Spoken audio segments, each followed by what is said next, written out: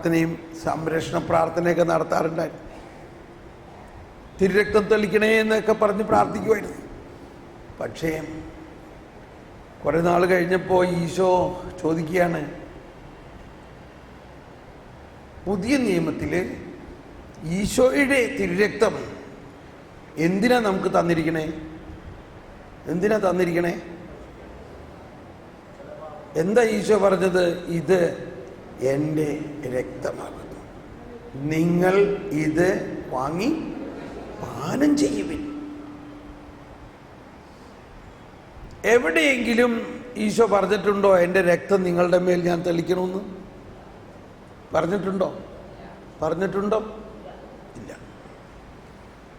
അപ്പോൾ കത്തോലിക്കരായ നമ്മൾ വിശുദ്ധ കുർബാനയിലൂടെ യേശുവിൻ്റെ ശരീരവും രക്തവും സ്വീകരിക്കുമ്പോൾ പിന്നെ അതിൻ്റെ മീതെ തെളിക്കേണ്ട ആവശ്യമുണ്ടോ? പറയും. തെളിക്കാൻ എവിടെയെങ്കിലും പറഞ്ഞിട്ടുണ്ടോ? അങ്ങനെ തെളിക്കാനുള്ളതാണോ അതിന് രക്തം? എന്തോ ഒരു ഭയഭക്തി ബഹുമാനത്തോടെ നമ്മൾ സ്വീകരിക്കാവുന്നതാണ് ഈ തിരുരക്തം. അപ്പോൾ ഇവിടെയാണ് പഴയ നിയമത്തിൽ രക്തം തെളിക്കണു, ഹിസ്സോപ്പ് കൊണ്ട് തെളിക്കണു. കുഞ്ഞാടിൻ്റെ രക്തമാണ് അവിടെ തെളിച്ചിരുന്നത്. കുഞ്ഞാടിൻ്റെ രക്തവും യേശുവാകുന്ന കുഞ്ഞാടിൻ്റെ രക്തവും തമ്മിൽ വ്യത്യാസമുണ്ടോ ഇല്ലയോ?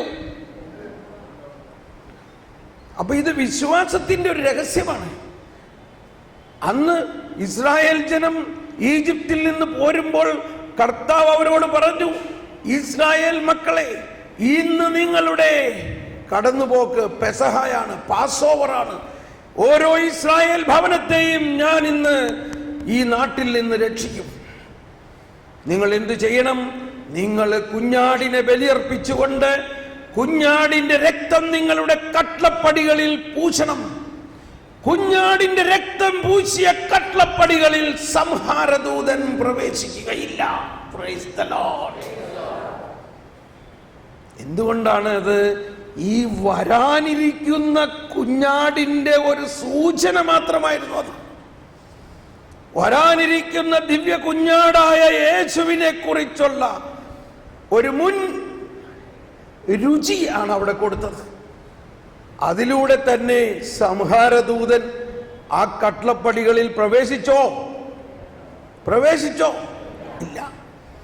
എങ്കിൽ ദിവ്യ കുഞ്ഞാടായ കർത്താവീശോ മിശിഹായുടെ രക്തത്താൽ മുദ്രകുത്തപ്പെട്ടിട്ടുള്ള, മാമോദീസായുടെ മുദ്രകുത്തപ്പെട്ടിട്ടുള്ള ഈ കട്ലപ്പടിയിൽ, ഈ ഹൃദയത്തിൽ ഏത് പിശാചിന് കടക്കാൻ പറ്റും? Price the Lord. അതാണ് നമ്മുടെ വിശ്വാസം. ജീവന്റെ അടയാളത്താൽ മുദ്രകുത്തപ്പെട്ടവർ ഭയഭക്തിയോടെ വിശുദ്ധ രഹസ്യങ്ങളിൽ പങ്കുചേരുവിൻ. പ്രാർത്ഥിക്കുന്നതാണ് നമ്മൾ. എന്ത് മുദ്രകുത്തപ്പെട്ടവർ? ജീവന്റെ അടയാളം, കുഞ്ഞാടിന്റെ രക്തത്താൽ മുദ്രകുത്തപ്പെട്ടവരാണ് നമ്മളെല്ലാമെങ്കിൽ കുഞ്ഞാടിന്റെ രക്തത്താൽ മുദ്രകുത്തപ്പെട്ടിട്ടുള്ള ഈ ആത്മാവിൽ ഒരു പിശാചിനും കടക്കാൻ സാധ്യമല്ല.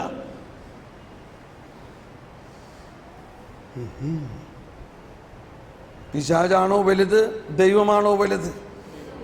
കുഞ്ഞാടിന്റെ രക്തമല്ല നമ്മൾ സ്വീകരിക്കുന്നത്, കർത്താവീശോ മിശിഹായാകുന്ന ദൈവപുത്രൻ മനുഷ്യനായി അവതരിച്ച് തന്റെ ശരീര രക്തങ്ങളെ നമുക്ക് ഭക്ഷിക്കാൻ തന്നിട്ട് ആ ശരീര രക്തം സ്വീകരിച്ച് നമ്മുടെ രക്തമായി കലർന്നിരിക്കുന്നു. ഇനി ഇതങ്ങ് വിശ്വസിച്ചാൽ മതി. ഇതിൽ വിശ്വസിക്കുകയാണെങ്കിൽ അതാണ് നമ്മുടെ സംരക്ഷണം. അതിൻ്റെ പുറത്ത് തെളിക്കണതല്ല. കുഞ്ഞാടിൻ്റെ രക്തം തെളിക്കണേ, യേശുവിൻ്റെ തിരുരക്തം തെളിക്കണേ എന്നെല്ലാം നമ്മൾ പ്രാർത്ഥിക്കുമ്പോൾ അതിൻ്റെ അർത്ഥം നിങ്ങൾ സ്വീകരിക്കുന്ന ഈശോയുടെ നിങ്ങൾക്ക് വലിയ വിശ്വാസമൊന്നുമില്ല അർത്ഥം.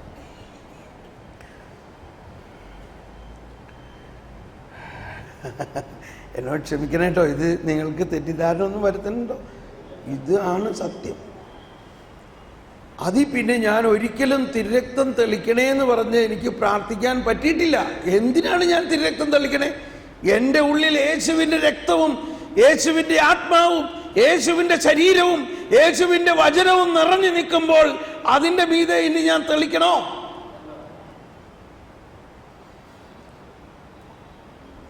ഇപ്പൊ ആരോ അവിടെ നിന്ന് ചിന്തിക്കണുണ്ട്, ഈ ബ്രദർ ഇങ്ങനെയൊക്കെ പറയൂട്ടോ, പിശാചി എടുത്തെടുത്ത് അടിക്കും. ഈ ബ്രദർ ഇങ്ങനെയൊക്കെ പറയട്ടോ, വലിയ വലിയ അച്ഛന്മാർ പറയണത് കേട്ടിട്ടില്ലേ, അതുകൊണ്ട് ഇതൊന്നും കേട്ടിട്ട് വലിയ കാര്യമൊന്നുമില്ല ബ്രദറേന്ന് ഇപ്പൊ ആരോ ചിന്തിക്കുന്നുണ്ട്.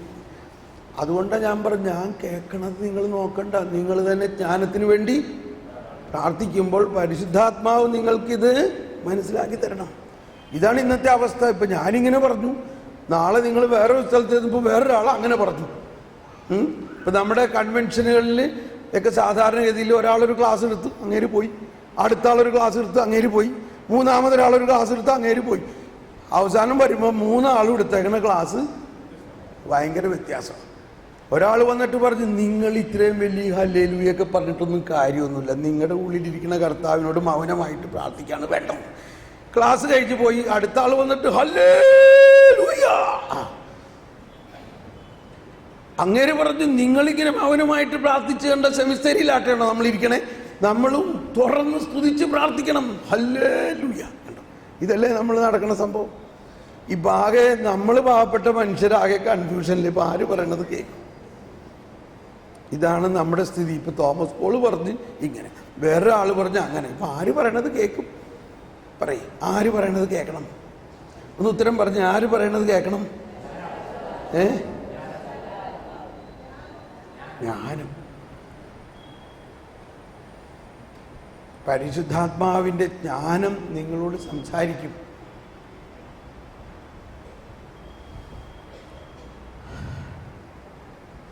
നമ്മുടെ ഒരു കൊച്ചു മുറ്റത്ത് കളിക്കുകയാണെന്ന് ഉദ്ദേശിച്ചോ, നമ്മുടെ കൊച്ച് മുറ്റത്ത് കളിക്കുകയാണ്. ആ കൊച്ചിനെ കടിക്കാൻ ഒരു പട്ടി ഓടി വരണം നമ്മൾ കണ്ടു. കണ്ടാൽ അമ്മച്ചി എന്ത് ചെയ്യും? അമ്മച്ചി എന്ത് ചെയ്യും? ഓടിച്ചെന്ന് കുഞ്ഞിനെ വാരിയെടുക്കോ ഇല്ലയോ? അതോ അവൻ സംരക്ഷണ പ്രാർത്ഥന ചെയ്തിട്ടില്ല, അതുകൊണ്ട് അവനെ ഒന്നും ചെയ്യണ്ട, അവനെ കടിക്കട്ടെ, അവനെ പട്ടി കടിക്കട്ടെ, കാരണം അവൻ സംരക്ഷണ പ്രാർത്ഥന ചെയ്തിട്ടില്ല എന്നും പറഞ്ഞ് നമ്മൾ മാറി നിൽക്കോ?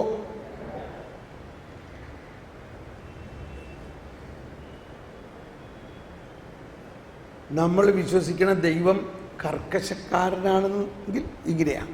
നമ്മൾ ഇന്നലെ പറഞ്ഞില്ലേ, അവിടുത്തെ വാത്സല്യം എന്നെ വലിയവനാക്കി. പടിയൊന്ന് സങ്കീർത്തനം 18 പറയണ എന്താണ്?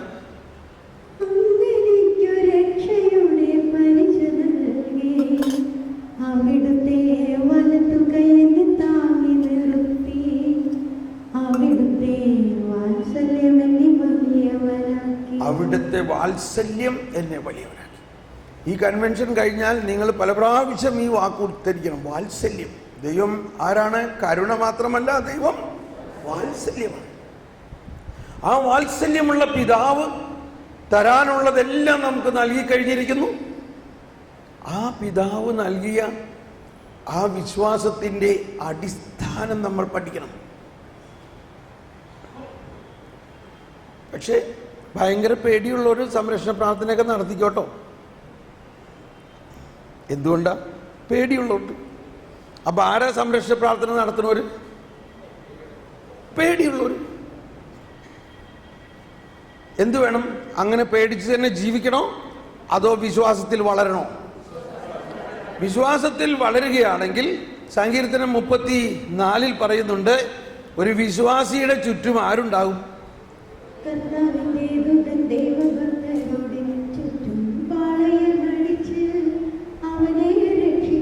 കേട്ടോ, കർത്താവിന്റെ ദൂതൻ ദൈവഭക്തരുടെ ചുറ്റും പാളയമടിച്ച് അവരെ. കർത്താവിന്റെ ദൂതൻ എത്രയാണ്? 34 നമ്പർ എത്രയാ? 34:7 പറയുകയാണ്, കർത്താവിന്റെ ദൂതൻ. അതിനാണ് നമ്മൾ കാവൽ മാലാഖ എന്ന് പറയുന്നത്. കർത്താവിന്റെ ദൂതന്മാർ ദൈവഭക്തരുടെ ചുറ്റും പാളയമടിച്ച് അവരെ സംരക്ഷിക്കും. ഇതൊക്കെ നമുക്ക് ചുറ്റുമുണ്ട്. ഇപ്പൊ ഇവിടെ ഒരു 10,000 പിശാച് അവിടെ വന്നിട്ടുണ്ടെങ്കിലും അവർക്ക് എന്നെ തൊടാൻ പറ്റുമോ? കാരണം എന്താ? എൻ്റെ ഉള്ളിൽ ആരുണ്ട്? കർത്താവ് ഈശോ മിശിഹായുണ്ട്. പിതാവുണ്ട്, പരിശുദ്ധാത്മാവുണ്ട്. അതിന് മാത്രമല്ല ചുറ്റും ഒരു മാലാഖ വൃന്ദം എനിക്കുണ്ട്. അപ്പൊ നമ്മൾ എന്നിട്ട് തൊട്ടതിനും പിടിച്ചതിനും എല്ലാം പിശാചാണെന്ന് പറയുമ്പോൾ ഈ ഉള്ളിലിരിക്കണ പരിശുദ്ധാത്മാവ് എന്താ ചിന്തിക്കണേ?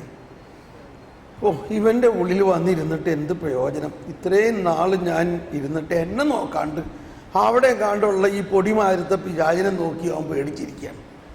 ആ പൊടിയുടെ കാര്യമാണ് ഇവിടെ പറയണത്. കാറ്റിൽ പറത്തുന്ന ധൂളി പോലെ ഞാൻ അവയെ പൊടിക്കും, ചിതറിലെ ചെളി പോലെ കോരിക്കളഞ്ഞു. അത്രേ ഉള്ളൂ പിശാചും അവന്റെ സകല സാമ്രാജ്യവും അവന്റെ എല്ലാ പാപവും. നമ്മൾ അതിനെ കണ്ടിങ്ങനെ ഭയന്ന് പറിച്ചിരിക്കുകയാണെങ്കിൽ അതാണ് വിശ്വാസത്തിൻ്റെ അടിസ്ഥാനം. മാനുഷികമായ ചില ബോധ്യങ്ങളിലാണ്, മാനുഷികമായ ബുദ്ധിയാണത്. പിശാച് എടുത്തടിക്കൂട്ടോ. പക്ഷേ ദൈവിക ശക്തിയിൽ ആശ്രയിക്കുകയാണെങ്കിൽ ദൈവിക ശക്തി എവിടെയുണ്ട്? ഞാൻ സ്നാനം സ്വീകരിച്ച ഒരു വിശ്വാസിയാണ്. എൻ്റെ ഉള്ളിൽ ആരുണ്ട്? ദൈവമുണ്ട്. ആ ദൈവം എന്നെ സംരക്ഷിക്കും, ആ ദൈവം എന്നെ കയ്യിലെടുക്കും, ആ ദൈവം എന്നെ തൊടാൻ സമ്മതിക്കില്ല. സമ്മതിക്കുമോ? ഇതാ നമ്മുടെ വിശ്വാസം. 118-ാം സങ്കീർത്തനത്തിൽ പറയുന്നുണ്ട്, തേനീച്ച പോലെ അവർ എന്നെ പൊതിഞ്ഞു, പൊതിഞ്ഞു പടർപ്പിനു പിടിച്ച തീ പോലെ അവർ ആളിക്കത്തി, കർത്താവിന്റെ നാമത്തിൽ ഞാനവരെ വിച്ഛേദിച്ചു. അപ്പൊ നമ്മളിൽ വസിക്കുന്ന കർത്താവിന്റെ നാമം പറഞ്ഞാൽ മതി, പിശാചും അതിന്റെ സകല കൂട്ടനും പോകും. അപ്പൊ അത് വേറൊരു വരമാണ്. ഈശോ പറഞ്ഞു, വിശ്വാസികൾക്ക് ഈ അടയാളമുണ്ടാകും. എന്താണ് അടയാളം? അവർ എൻ്റെ നാമത്തിൽ പിശാചിനെ പുറത്താക്കും, ബഹിഷ്കരിക്കും, അല്ലെങ്കിൽ പിശാചിനെ ഓടിക്കും, സർപ്പങ്ങളെ കയ്യിലെടുക്കും എന്നെല്ലാം പറഞ്ഞതിൻ്റെ അർത്ഥം വിശ്വാസിയുടെ അടയാളമാണ്. പക്ഷെ വിശ്വാസം ഉണ്ടായാലല്ലേ ഈ അടയാളം വരുള്ളൂ.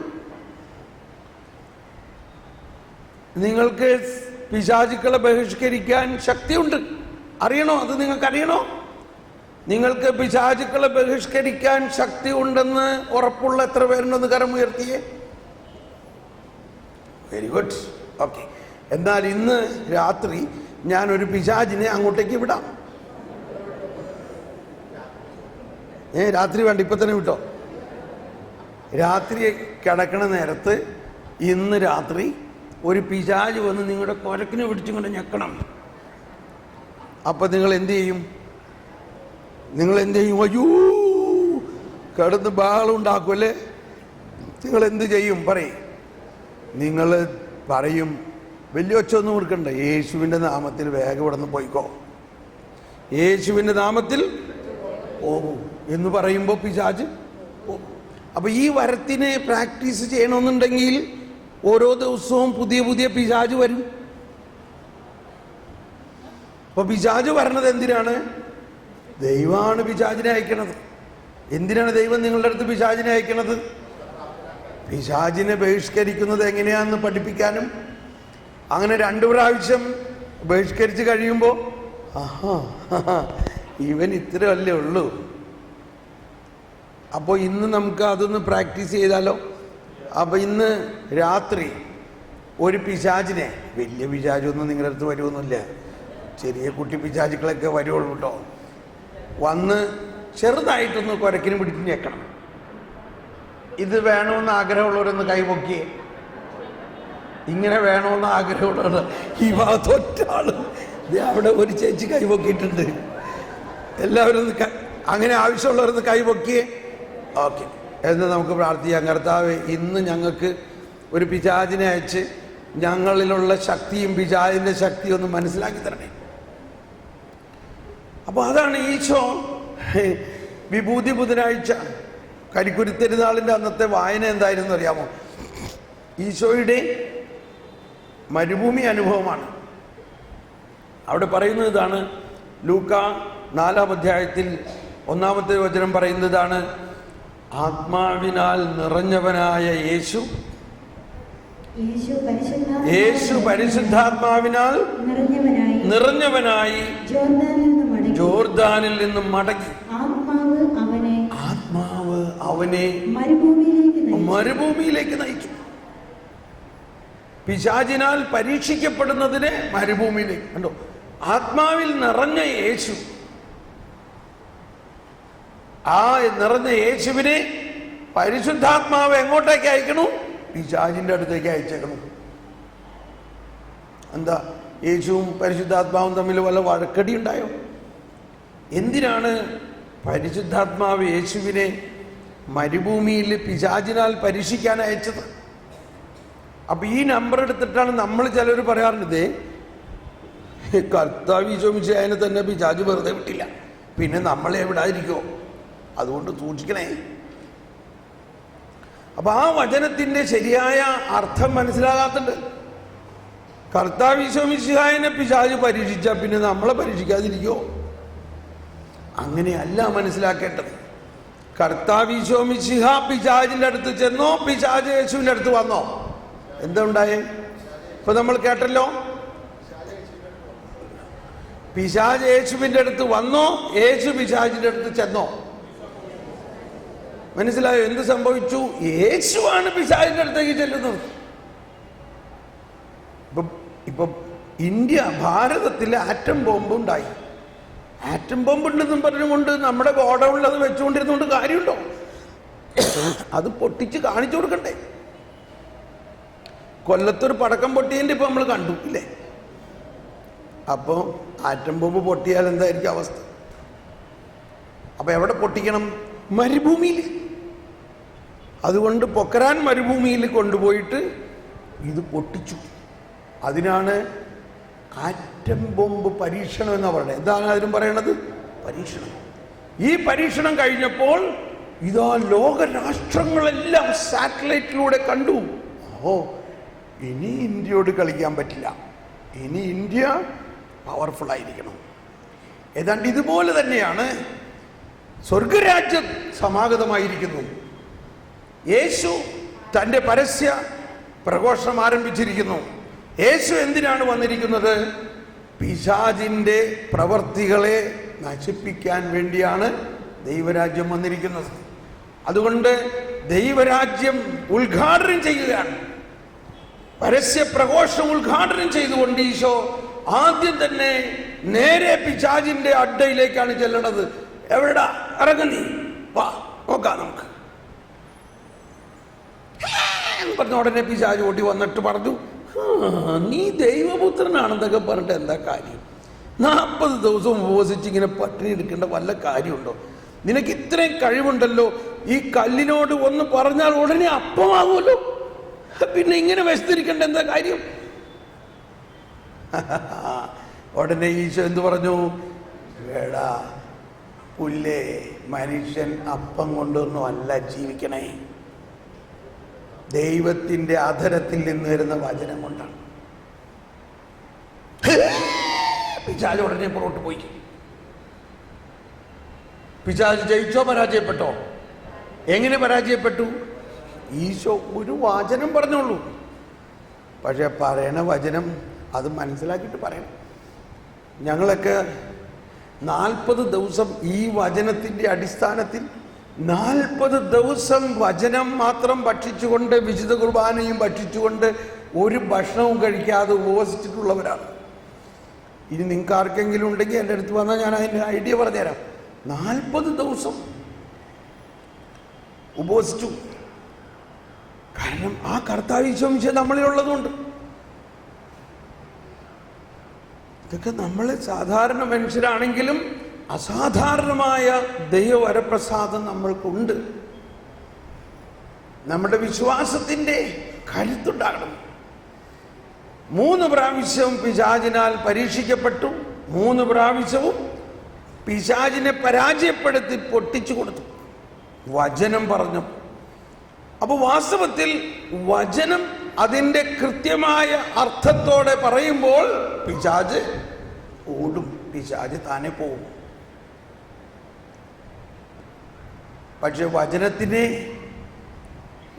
വേണ്ട അർത്ഥം മനസ്സിലാകാതെ പറഞ്ഞാൽ പിശാചും വചനം പറയും. പിശാചും വചനം പറഞ്ഞ് കാണുന്നുണ്ടല്ലോ.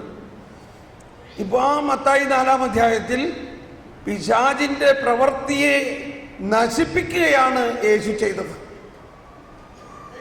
അങ്ങനെ യേശുവിൻ്റെ പീഠാനുഭവത്തിലൂടെയും മരണത്തിലൂടെയും ഉയർപ്പിലൂടെയും പിശാചിന്റെ പ്രവൃത്തിയെ നശിപ്പിച്ച് കഴിഞ്ഞിരിക്കുന്നു.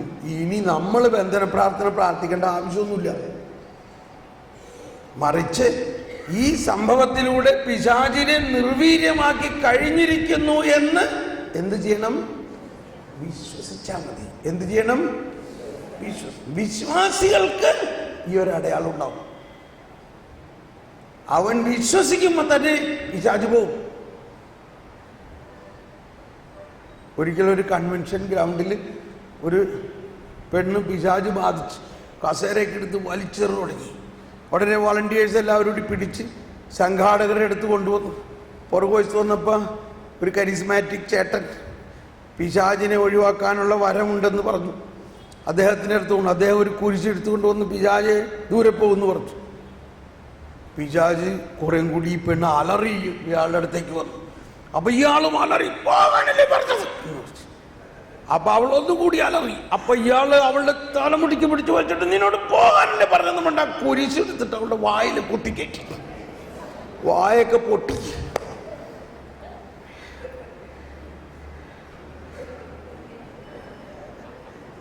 നടന്ന സംഭവമാണത്. അപ്പോ ആരില്ല ഇപ്പൊ പിശാച്?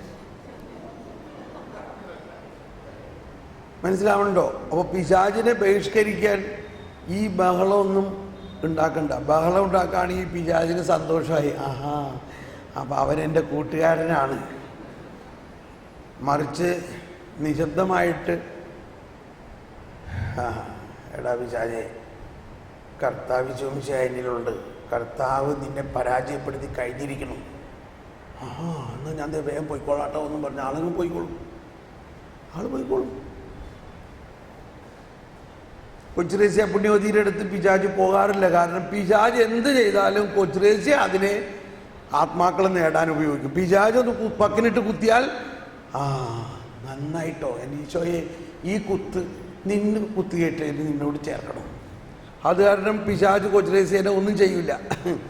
മാതാവിൻ്റെ അടുത്ത് പിശാച് ചെന്നതായിട്ട് കാണുന്നുണ്ടോ? കാണുന്നില്ല. അപ്പോൾ ഒരു ക്രിസ്ത്യാനിയുടെ അടുത്ത് പിശാചിന് ഒരു കാര്യമില്ല വാസ്തവത്തിൽ. എന്നാൽ അവൻ വിശ്വസിക്കണം. എന്താണെന്ന് വിശ്വസിക്കണം? അവനൊരു ക്രിസ്ത്യാനിയാണ്. അവൻ യേശുവിൻ്റെ രക്തം തെളിക്കണ ക്രിസ്ത്യാനിയല്ല, യേശുവിൻ്റെ രക്തം കുടിക്കണ ക്രിസ്ത്യാനിയാണ്. വ്യത്യാസം മനസ്സിലായോ? യേശുവിൻ്റെ രക്തം കുടിച്ച് വളർന്നിരിക്കുന്ന ക്രിസ്ത്യാനിയുടെ അകത്ത് യേശുണ്ട്. അവനെ തൊടാൻ ഒരു പിശാചിനും പറ്റില്ല. പറ്റില്ല, പറ്റില്ല. It's impossible. അതുകൊണ്ടാണ് ശ്രദ്ധിക്കണേ, മത്തായി, മർക്കോസ്, ലൂക്കിൽ പിശാചിനെ ഒഴിവാക്കുന്ന ഒരുപാട് സംഭവങ്ങളുണ്ടെങ്കിലും യോഹന്നാന്റെ സുവിശേഷത്തിൽ പിശാചിനെ ബഹിഷ്കരിക്കുന്ന ഒറ്റ സംഭവം പോലുമില്ല. കാരണം യോഹന്നാന്റെ ബഹിഷ്കരണം മുഴുവനും വിശ്വാസത്തിലൂടെയും വചനത്തിലൂടെയും സ്നേഹത്തിലൂടെയുമാണ്. വിശ്വാസവും വചനവും സ്നേഹവും നമ്മളിൽ ഉണ്ടെങ്കിൽ പിശാച് താനെ പോയിക്കോളും. നമ്മൾ പ്രകാശിതരായിരിക്കുന്നു. നമ്മൾ പ്രകാശിതരായി കഴിയുമ്പോൾ പിന്നെ അന്ധകാരത്തിന് അവിടെ വല്ല സ്ഥലമുണ്ടോ? Price the Lord. എല്ലാവരും ഒന്ന് എഴുന്നേറ്റ് നിന്ന് സ്തുതിച്ച് യേശുവെ. പാട്ടുകാരെല്ലാം ഓടിവായോ. Hallelujah, hallelujah. യേശുവേ സ്തോത്രം. Hallelujah, hallelujah.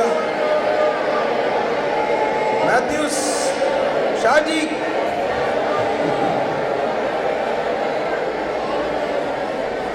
യേശുവേ സ്തോത്രം. പരിശുദ്ധാത്മാവേ സ്തോത്രം. പരിശുദ്ധാത്മാവേ നന്ദി. ജീവജലത്തിൻ അരുവിയായി നിറഞ്ഞു കവിഞ്ഞൊഴുകണമേ. കൈയടിച്ച് പാടാം. ജീവജലത്തിൻ അരുവിയായി നിറഞ്ഞു കവിഞ്ഞൊഴുകണമേ.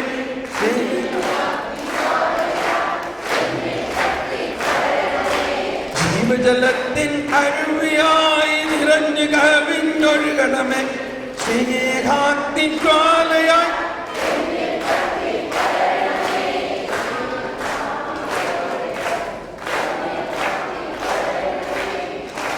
കരങ്ങൾ ഉയർത്തി സ്തുതിച്ചുകൊണ്ട് യേശുവേ സ്തോത്രം, യേശുവേ നന്ദി.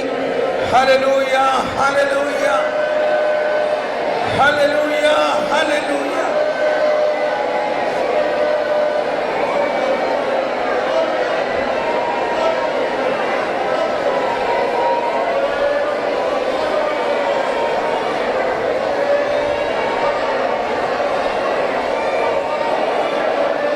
ജ്ഞാനം നൽകണമേ, ജ്ഞാനം നൽകണമേ, ദൈവിക രഹസ്യങ്ങൾ വെളിപ്പെടുത്തി തരണമേ, ദൈവിക രഹസ്യങ്ങൾ വെളിപ്പെടുത്തി തരണമേ. ഓ പരിശുദ്ധാത്മാവേ, ജ്ഞാനം നൽകണമേ. കൈയടിച്ച് കൈയടിച്ച് കർത്താവേ സ്തോത്രം, പരിശുദ്ധാത്മാവേ നന്ദി. Hallelujah, praise the lord. നമുക്കിരിക്കാം.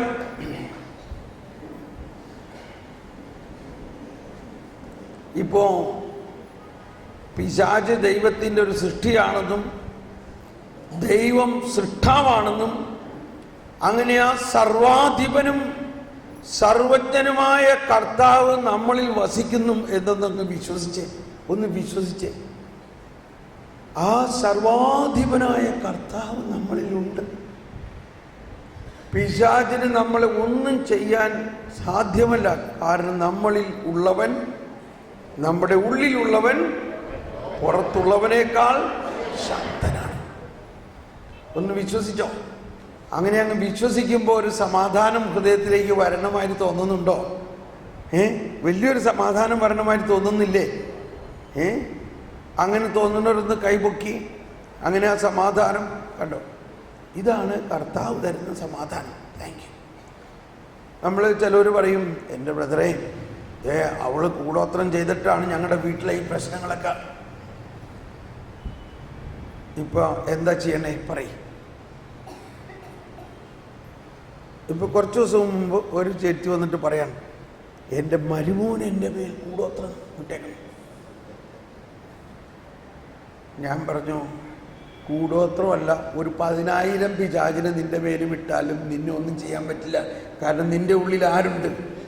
നിന്റെ ഉള്ളിൽ ആരുണ്ട്? അതാണ് പൗലോസ് പറയുന്നത്, ഈ ക്രിസ്തുവിന്റെ സ്നേഹത്തിൽ നിന്നും ഒരു ശക്തിക്കും നിന്നെ അകറ്റാൻ സാധ്യമല്ല.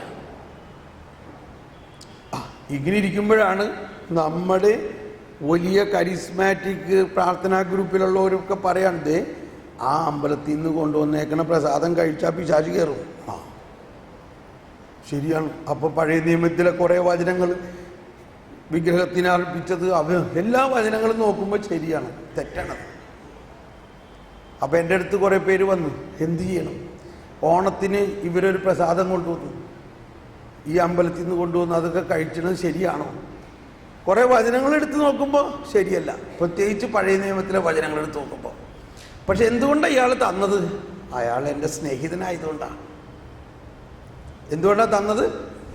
സ്നേഹിതനായതുകൊണ്ടാണ്. നിങ്ങൾ വേണമെങ്കിൽ കഴിച്ചാൽ മതി കേട്ടോ, പക്ഷേ എനിക്ക് കഴിക്കണതിനൊരു പ്രശ്നമില്ല. എന്തുകൊണ്ട്? എൻ്റെ ഉള്ളിൽ കർത്താവുണ്ട്. ആ കർത്താവ് ഈ സകല പിശാചുക്കളെയും പരാജയപ്പെടുത്തി കഴിഞ്ഞതാണ്. നമ്മൾ വെറുതെ ആ നിലവിളക്ക് വെച്ച പിശാചാണ് കേട്ടോ. ഇവിടെ നോക്കുമ്പോൾ വലിയ നിലവിളക്കാണ്. ആ അങ്ങനത്തെ പൂ കണ്ട പിശാചാണ് കേട്ടോ. അവിടുത്തെ പ്രസാദം കഴിച്ച പിശാചാണ് കേട്ടോ. ഞങ്ങളുടെ വീടിൻ്റെ അവിടെ ഒരു സർപ്പക്കാവുണ്ട്, അത് കാരണം ഞങ്ങൾക്ക് ഒരു സമാധാനമില്ല.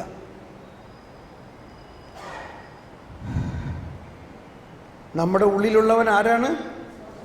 നമ്മുടെ ഉള്ളിലുള്ളവൻ ആരാ? കർത്താവ് ഈശോ മിശിഹാ. വിശ്വാസികൾക്ക് ഈ അടയാളമുണ്ടാകും. അവൻ അമ്പലത്തിലെ പാൽപായസം തിന്നാലും ഒരു കുഴപ്പം പറ്റില്ല. എന്താ എഴുതിയിരിക്കണം? അവൻ വിഷം കഴിച്ചാലും. എന്താ വചനമാണ് ഈ പറഞ്ഞത്? എന്താ പറയണത്? അവൻ വിഷം കഴിച്ചാലും ഒരു കുഴപ്പമില്ല. പോയി വിഷമൊന്നും എടുത്ത് കഴിക്കല്ലേ. അതിൻ്റെ അർത്ഥം മനസ്സിലാക്കുക. വിശ്വാസി അവൻ സർപ്പത്തെ കയ്യിലെടുക്കും. പിശാചിന് ഇങ്ങോട്ട് വരികയാണെങ്കിൽ ഞാൻ എൻ്റെ പോക്കറ്റിലിട്ടുകൊണ്ട് നടക്കാം, എന്നെ ഒന്നും ചെയ്യാൻ പറ്റില്ല. കാരണം എൻ്റെ ഉള്ളിൽ ആരുണ്ട്? കർത്താവുണ്ട്. ഇതാണ് നമ്മുടെ വിശ്വാസം. അല്ലാണ്ട് അവിടെ പിശാചുണ്ട്, ഇവിടെ ഇങ്ങനെ, അതുകൊണ്ട് അങ്ങോട്ട് പോകണ്ട. അപ്പോൾ ഒരു ചേട്ടത്തി പറഞ്ഞു, പ്രാർത്ഥനാ ഗ്രൂപ്പിൽ ലീഡറോട്, ഞങ്ങളുടെ അയലോക്കത്തൊരു വീട്ടിൽ ഭയങ്കര പ്രശ്നമാണ്, ബ്രദർ ഒന്ന് വന്ന് പ്രാർത്ഥിക്കാമോ? അയ്യോ, അങ്ങനെയുള്ളടത്തൊന്നും പോകണ്ട, ആ പിശാചൊക്കെ ഇങ്ങോട്ട് കയറും. ഇപ്പോൾ പ്രാർത്ഥനാ ഗ്രൂപ്പ് ലീഡറിൻ്റെ അവസ്ഥ ഇതാണെങ്കിൽ എന്താ കാര്യം? കർത്താവ് ഈശോ മിശിഹാ പറഞ്ഞേക്കണേ എന്താ? നീ ലോകം മുഴുവനും പോകൂ. എവിടെ പോകാൻ? ലോകം മുഴുവൻ. അപ്പം നമ്മളുടെ വിശ്വാസത്തിൻ്റെ അടിസ്ഥാനത്തിലാണ് മാറ്റം ഉണ്ടാകേണ്ടത്. അടിസ്ഥാനം ആരിലായിരിക്കണം? സകല പിശാചുക്കളെയും പരാജയപ്പെടുത്തി കഴിഞ്ഞ് വിജയശ്രീലാളിതനായി. കണ്ട കൊടി പോക്കി വരുന്നത് കണ്ടോ കർത്താവ്? എന്താണ് ആ കൊടിയുടെ അർത്ഥം? വിജയമാണ്. എന്തിന്റെ മേൽ വിജയം സ്ഥാപിച്ചിരിക്കുന്നു? പിശാചിന്റെ സകല പ്രവൃത്തികളുടെയും മേലും വിജയം സ്ഥാപിച്ചു കഴിഞ്ഞിരിക്കുന്നു. ആ സർവാധിപനായ കർത്താവാണ് നമ്മിൽ വസിക്കുന്നത് എന്ന് വിശ്വസിച്ചാൽ മാത്രം മതി. നമ്മൾ പിശാചിനെ ബഹിഷ്കരിക്കുന്നത് കർത്താവ് ഈശോ മിശിഹാ ചെയ്തോളും.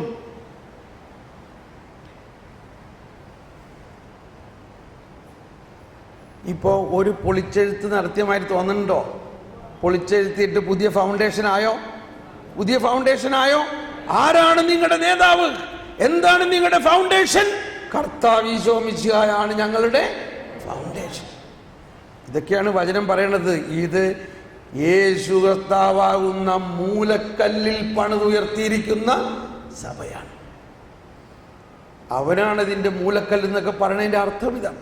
അപ്പോൾ ഞാനതിനെ നമ്മുടെ അനുദിന ജീവിതത്തിൽ എങ്ങനെ ഇത് കൊണ്ടുവരാന്നുള്ളതാണ്. നമ്മുടെ അനുദിന ജീവിതത്തിൽ കൊണ്ടുവരുന്നത് നമ്മുടെ ഉള്ളിൽ കർത്താവുണ്ട് എന്നുള്ള ദൃഢമായ വിശ്വാസം. അതാണ് എല്ലാ ദിവസവും കുർബാനയിൽ പാടുന്നുണ്ട്. നമ്മുടെ കൂടെ ബലവാനാം ഒന്ന് ഉച്ചത്തിൽ പാടിയേ. രാജാവാം ദൈവം നമ്മോടൊത്തെന്നും യാക്കോബിൻ ദൈവം നമ്മുടെ. ഇപ്പൊ സംശയം മാറിയോ? കണ്ടോ? പക്ഷെ ഇതെല്ലാം പാടണ അച്ഛൻ തന്നെ അത് കഴിഞ്ഞിട്ട് വെറുതെ തിരുരത്വത്തിന് സംരക്ഷണം എടുത്തിട്ട് പോയാൽ മതിട്ടാ എന്ന് പറഞ്ഞാൽ ഇപ്പൊ നമ്മൾ എന്ത് ചെയ്യാൻ പറ്റും? ഇതിപ്പോ പാടി കുർബാനയിൽ ഇല്ലേ? ഇത് പാടിക്കൊണ്ടേയിരിക്കണാണ് നമ്മൾക്ക്. പക്ഷെ കുർബാന കഴിഞ്ഞ് കഴിയുമ്പോൾ വേണ്ടാട്ടൊന്നും ചെയ്യണ്ട കേട്ടോ, ഒക്കെ പിശാച് തിരിച്ചടിക്കും. ഇവിടെ പാടിയത് എന്താണ്? നമ്മുടെ കൂടെ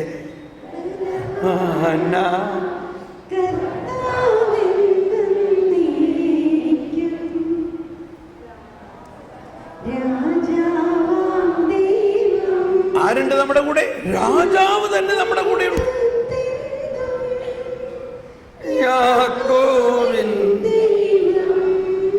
കണ്ടോ? ആരുടെ ദൈവം? എന്താണ്? യാക്കോബിനോട് കർത്താവ് എന്ത് ചെയ്തു? നിന്റെ പേരിനിമേൽ യാക്കോബ് എന്നല്ല, ഇസ്രായേൽ എന്നാണ്. എന്താ കാരണം? നീ മനുഷ്യരോടും ദൈവത്തോടും മല്ലടിച്ച് ജയിച്ചിരിക്കുന്നു. കണ്ട, അവൻ്റെ അടുത്ത് പോയി അവനെ കൊണ്ട് ഇടിപ്പിക്കുകയാണ്. എന്തിനാണ്? അവനെ ജയിപ്പിച്ച് കാണിച്ചു കൊടുക്കാൻ.